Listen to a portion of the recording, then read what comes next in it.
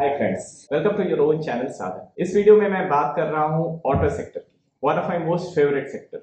Why it is my favourite? Because I started my corporate career in Tata Motors Limited. During those 2 years which I spent in Tata Motors, I had witnessed a crisis, and the year was 2009. So 2009 में when whole world was going topsy-turvy because of जो 2009 का financial crisis था 2008 अक्टूबर का, तो that time at least I was in a safe port being Tata Motors. But is this safety real? I was thinking about it, and over 10-12 years I realized that the stability in automotive sector is difficult to attain. The auto sector is not a very stable sector, and from investor point of view अगर मैं analyze करूँ तो एक debate होता है कि auto is a consumer good, because you see that लोगों के पास पैसा होता है, वो बाइक खरीद लेते हैं, लोगों के पास discretionary income आता है, then they go and buy second car. But is it so? अगर ऐसा होता तो ऑटो सेक्टर का जो स्टॉक्स होते उनकी P by E, price to earning, जो कि एक इंडिकेटर होता है वैल्यूएशन का, वो एफएमसीजी कंज्यूमर गुड्स की तरफ होना चाहिए था. But that's not the reality. You can see that Nestle, PNG, HUL, that trades in 70-80 price to earning minimum. But hardly you will see any auto stock trading into that range. Then question gets reduced to कि अगर ये consumer stock नहीं है, then it has to be cyclical, and it is cyclical. Why it is cyclical? Because average life जो है car की 6-7 साल होती है minimum. So if I bought a car from let's say Tata Motors or Maruti, then I will come back to Maruti after 7-8 years or Tata Motors after 7-8 years. Similarly जो commercial vehicles में भी एक लंबा product cycle होता है. So for Tata Motors और अशोक लेलैंड, उन्हें दोबारा कस्टमर को आने के लिए काफी टाइम वेट करना पड़ता है. You can see that there is a inherent cyclicity inbuilt in it. अगर मैं ऑटोमोटिव बायर हूं तो मैं may be after 6-7 years when मेरा प्रोडक्ट उतना यूजेबल नहीं है, या फिर for any other reason I might want to change, but मैं बार बार चेंज नहीं करूंगा. सो दिस शोकेस कि ये इंडस्ट्री एक cyclical industry. So we all agree that we are talking about a sector which is cyclical in nature. Many people ask me queries about Tata Motors, about Maruti, or many auto stocks. So I was just curious that whether you understand that this is a cyclical sector, so you have to be very careful. Particularly in automotive, there is a crisis looming over the head, जिसके बारे में market ने इसको ज्यादा discount नहीं किया है. So I thought that through this video you will realize कि ऑटो सेक्टर में क्या हो रहा है because of semiconductor crisis, the shortage of semiconductor across the board. So I will explain कि ये सेमीकंडक्टर क्राइसिस क्यों हुआ. आई विल एक्सप्लेन इसका इम्पैक्ट ऑटो में ही क्यों हुआ. इसके बाद मैं बात करूंगा ऑटो ओईएम के पॉइंट ऑफ व्यू से इस शॉर्टेज का फर्स्ट ऑर्डर इम्पैक्ट क्या होगा, सेकेंड ऑर्डर इम्पैक्ट क्या होगा. अगर आप टॉप 15 ऑटो स्टॉक्स ओन करते हैं तो आपके पोर्टफोलियो में क्या चेंजेस आपको देखने को मिल सकता है because of this crisis. I am not going to talk much about my Tata Motors days out here, but definitely Tata Motors पे भी आज चर्चा करेंगे. इस वीडियो को कंटिन्यू करने से पहले please like the video and please share it with your friends so that हर एक जागरूक इन्वेस्टर तक साधन पहुंच सके, क्योंकि एक जागरूक इन्वेस्टर स्टॉक मार्केट में पैसे बना सकता है. और most important thing is that you don't lose money, and that's why साधन स्टैंड्स फॉर दैट. मैं ट्राई करता हूं कि आप जो है ऐसे स्टॉक्स में इन्वेस्ट करें जो फंडामेंटली साउंड हो, so that you can peacefully stay invested in those stocks. Without wasting much time, let's move further into the video of detailed discussion on semiconductor shortage. We all know that semiconductor industry is concentrated in a place called Taiwan. Global Semiconductor Foundry market में TSMC, जो कि Taiwan based company है, that controls 60% of the market, and second largest player is Samsung. So तो crisis जो है वो largely Taiwan में ही आया. यू माइट बी वंडरिंग कि ऐसा क्राइसिस हुआ क्यों. So I have dig deeper. मैंने थोड़ा सा रिसर्च किया and I found out the reason behind this. Reason is, as you might have guessed, कि कोविड-19 ही है. कोविड-19 में ऑटोमोटिव की डिमांड काफी ड्रास्टिकली रिड्यूस हुई थी, क्योंकि आफ्टर ऑल कार का नंबर जो है वो नंबर 4 रोटी कपड़ा मकान के बाद ही आता है. सो डेफिनेटली कार सेल्स और बाइक सेल्स गॉट रिड्यूस. तो जो ऑटोमोटिव OEMs थे उन्होंने अपने चिप्स के ऑर्डर जो है सेमीकंडक्टर मैन्युफैक्चरर्स के पास कम कर दिए थे। In this exhibit you can see that 2019 में रफली ये 450 बिलियन का सेमीकंडक्टर मार्केट है, उसमें से ऑटोमोटिव कमांड्स $41 बिलियन, यानी रफली 10%। और इनका जो फोरकास्ट था प्री कोविड-19 फोरकास्ट और एक्चुअल में जो डिफरेंस है दैट इज नेगेटिव बाय 16%। अब बाकी सारी इंडस्ट्रीज के बारे में देखें जो कि सेमीकंडक्टर यूज करती है, उनकी डिमांड जो है पोस्ट कोविड बढ़ी है। You can C wireless communication उसमें +6%, personal computer 11%, storage devices 7%, consumer electronics 15% से ग्रो हुआ। यानी कि लैपटॉप, पीसी, मोबाइल्स और टेलीफोन ये काफी बढ़ी है। तो इनमें सेमीकंडक्टर इंडस्ट्री ने इन एंड यूजर को ज्यादा सप्लाई करना शुरू कर दिया, बिकॉज ऑटो जो है वहां से डिमांड ही कम हो गई थी। ये मैं 2020 की बात कर रहा हूँ।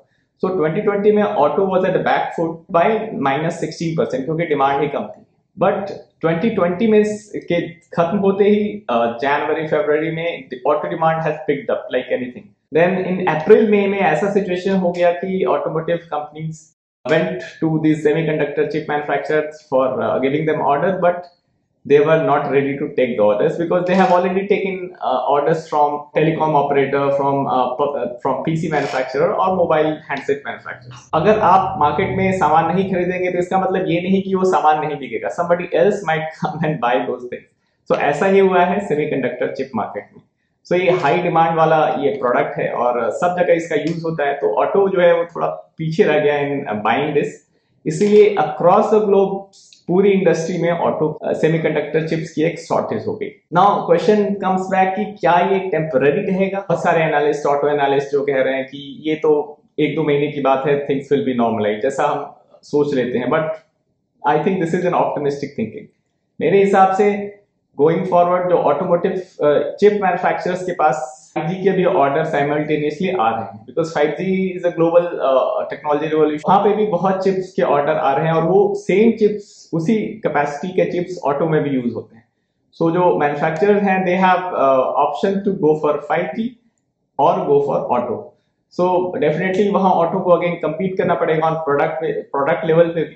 5G रोल आउट सब जगह हो रहे हैं and companies are doing capex out there, तो ऑटो को चिप्स मिलना बहुत ही आसान नहीं होगा गोइंग फॉरवर्ड। अब आप सोच सकते हैं कि चलो डिमांड ज्यादा है, सप्लाई कम है, तो डेफिनेटली कोई ना कोई तो आकर के प्लांट सेटअप करने की कोशिश करेगा। But is it that easy? अगर आप न्यू फैब्रिकेशन यूनिट बिल्ड करना चाहते हैं then around more than 1 to 1.5 years you have to spend। 6 से 18 महीने फैब को सेटअप करने में लगता है। देन चिप डिजाइन जो कि इंडस्ट्री स्पेसिफिक होती है वहां पे 1 साल से 3 साल लगता है। 1 साल का टाइम तो मोबाइल के लिए जो चिप होते हैं उसे बनाने में लगता है एंड अप टू 3 years का टाइम लगता है for automotive.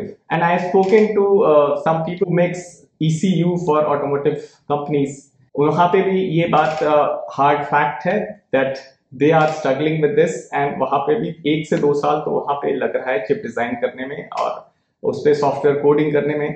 So it's a long gestation game और वॉल्यूम रैंप अप करने में अगेन 6 मंथ का टाइम लगता है। सो आप देख सकते हैं कि 3 साल तो लग जाता है अगर आप let's say if you want to build a semiconductor plant for auto setup, so 3 साल का लैग रहेगा। This is not a month thing which we need to track. ये एक आराम से 1 साल 6 महीने 1 साल तक तो ये क्राइसिस रहने वाला है। अगर आपको विश्वास नहीं होता है then you have to listen to what leading automotive companies are telling you। Maruti Suzuki ने अभी अपने फाइलिंग में बताया कि due to supply constraint of electronic component due to semiconductor shortage situation, ये कंपनी अपने 40% ऑफ नॉर्मल प्रोडक्शन लेवल पे operate करेगी इन सितंबर में वो -60% कैपेसिटी पे ऑपरेट करेंगे। I am talking about Maruti Suzuki, India's largest car manufacturers. Now let's move to India's largest commercial vehicle manufacturers and that is my first employer Tata Motors. Commercial vehicles में भी semiconductor chips लगते हैं, शायद आपको ना पता हो, but I had worked on product development of their Tata prima और वहां पे लेट मी टेल यू वहां पे 12 ECU उस प्रोडक्ट में लगे हैं। ECU यानी इलेक्ट्रॉनिक कंट्रोल यूनिट, और एक ECU में बहुत सारे चिप्स लगते हैं। 12 ECU हर एक ट्रक में नहीं जाता, ये मैं एडवांस ट्रक की बात कर रहा हूँ, बट एक सिंपल ट्रक में अगर you have to make a BS compliant truck, then at least you have to have an engine management control unit, EMU। Engine management system जो होता है EMS या EMU, वो हर एक 4 व्हीलर में ये यूज होता है। तो ये EMU हर एक इंजन में लगता है, and that is BS6 compliant condition. So ऐसा नहीं है कि अगर आप पुराने स्टाइल का ट्रक बनाएंगे जिसमें आपको कोई चिप नहीं लगानी पड़े, तो बस एक चिप भी लगानी हो, बट वहां पे भी क्राइसिस है। तो कमर्शियल व्हीकल्स में क्राइसिस सिचुएशन कम है in respect to let's say passenger car, क्योंकि आप एक बलेनो खरीदते हैं तो उसमें बहुत सारे मल्टीपल ECUs लगे होते हैं, तो मल्टीपल चिप्स भी रिक्वायर्ड होते हैं। बट कंपेरिजन टू दैट, अगर आप एक ट्रक खरीदते हैं या ट्रैक्टर खरीदते हैं तो वहां पे 1 या 2 ECU लगते हैं, but crisis is still there. And इसका इम्प्लीकेशन आप टाटा मोटर्स के प्रेस रिलीज में देख सकते हैं। They are saying that offtake volume in coming month जो है that will see moderation because of lockdown in East Asia, but silver lining is here that they are focusing on EV, और इसलिए वहां पे 1000 यूनिट का production उन्होंने किया है नेक्सॉन में। बट सो वहां पे they will try to keep momentum alive, but I think overall जो इनका वॉल्यूम होगा वो काफी रिड्यूस होगा। I have spoken to ex colleague and I got to know कि वहां पे जो प्रोडक्शन टारगेट्स हैं that has been reduced to around 50%। So my industry sources tells me that 1000 की जगह 500 की ही डिमांड एक्सपेक्टेड है। So production would be reduced to 50%. So Maruti is reducing to 60% in September, and for next 6 months, maybe Tata Motors will see a reduced production of 50%, 40%, so to say. आप देख सकते हैं दो बड़े players की ये हालत है। I talk about Mahindra and Mahindra. Mahindra and Mahindra ने भी सितंबर में इंडिकेट कर दिया है कि 7 दिनों के लिए वो शट डाउन कर रहे हैं plant because of this crisis. And their guidance is that 20 to 25% of their automotive sales volume would be reduced in September at least. So ये है first order impact of semiconductor shortage on auto OEMs, original equipment manufacturers. कोई भी event होता है उसके multiple level of impacts होते हैं. So investing is all about understanding कि second order impact कैसा होता है, क्योंकि वहीं पे आपको you have to connect the dots, और अगर आप सही dot connect कर पा रहे हैं then you become a good investor. So the second order impact of semiconductor shortage is going to be on auto ancillary, which is very normal and logical thing to say, and steel manufacturers, क्योंकि steel goes in a raw material. So पहले steel के बारे में बता दूं। steel में जो है कुछ players जिनका काफी ऑटो में एक्सपोजर है वो है Tata steel long products limited, और कुछ हद तक JSW स्टील भी है जो काफी ज्यादा सप्लाई करते हैं ऑटोमोटिव को इंडिया में। सो उनके वॉल्यूम्स विल बी इम्पैक्टेड अगर मारुति का जो गाइडेंस है, टाटा का जो गाइडेंस है वो कंटिन्यू रहता है। तो निफ्टी ऑटो इंडेक्स ने कैसा परफॉर्म किया है ये देख लेते हैं। के सामने निफ्टी ऑटो इंडेक्स का चार्ट है, और ईयर टिल डेट यानी कि लास्ट 7-8 मंथ्स में it has given a negative return of -3.5%। उसमें positive contributors are Balkrishna Industries, they have done well and they will keep doing well because ये off road tyres बनाते हैं। Off road equipments में semiconductor use नहीं होते हैं। So that's a good news for Balkrishna Industries share holders. आप देख सकते हैं कि भारत फोर्ज जो पूरा का पूरा ऑटोमोटिव डिमांड पे डिपेंडेंट नहीं है, डोमेस्टिक डिमांड ऑटो का उनका मेजर कंट्रीब्यूशन देता है, बट इसके अलावा वो एक्सपोर्ट भी वो काफी करते हैं, तो उनका शेयर भी अच्छा कर रहा है। आयशर मोटर इज फ्लैट, इनसे कोई फर्क नहीं पड़ता। तो लेट्स टॉक अबाउट जो नीचे आपके लिस्ट है उनमें से इनको क्लोजली देखते हैं, आप देखते हैं कि किन पे असर होने वाला है। अब हम कंपनी वाइज बात करते हैं। आपके सामने टॉप 10 ऑटो स्टॉक्स की बात मैं कर रहा हूँ। We all know that Maruti Suzuki, Tata Motors and Mahindra पे नेगेटिव इम्पैक्ट होगा। अशोक लेलैंड भी नेगेटिवली इम्पैक्ट होगा। वहीं मदरसन सुमी सिस्टम पे भी काफ़ी इम्पैक्ट आएगा because this phenomena is global, and although इनका ज़्यादातर रेवेन्यू एक्सपोर्ट से आता है, बट फिर भी इनके जो सप्लाईज ये जिसको सप्लाई करते हैं वहाँ पे भी same crisis is prevalent. Bosch Limited भी बैडली इम्पैक्ट होने वाला है for the same reason, and as well as Bosch में कोई और चैलेंजेस भी हैं जिसके बारे में मैं कभी डिटेल वीडियो में बताऊंगा। तो Bosch is on a negative list. Then Bharat Forge पे थोड़ा सा असर नेगेटिव होगा क्योंकि ऑटो इनका काफ़ी स्ट्रॉन्ग है। तो ये सारे स्टॉक्स जो हैं नेगेटिवली इम्पैक्ट होने वाले हैं because of semiconductor crisis.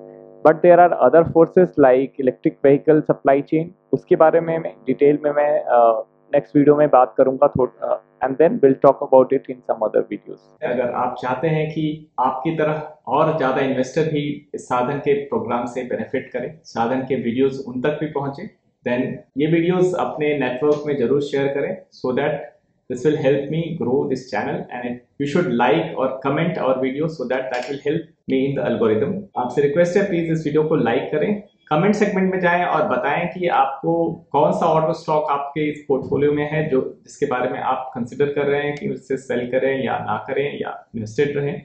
You can ask me, I will try to answer it then and there, और I will try to make a video on it. Next episode में मैं बात करूंगा मेरे वॉच लिस्ट में क्या है. मेरे वॉच लिस्ट में एक स्टॉक है जो कि मैंने 2 साल से ओन किया हुआ है, and I started accumulating in August 2019. It is an EV stock. There is another company which I've recently started following, which is a tier 2 auto supplier, जिसके पास काफी strong order book growth देखने को मिल रहा है, because they are trying to make inroads into EV, and that's a very interesting play. And there is a automotive company जिसके पास strong moat है, so I would like to discuss 1 or 2 of these 3 stocks in my next video. So if you want to know ये stocks कौन से हैं, then you can comment and you can guess. I would try to say yes or no to your guesses. So stay tuned to know more about it on this channel, जहाँ पे मैं करता हूँ stocks को simplify. आशा है आपको ये video अच्छा लगा होगा. Thanks for watching.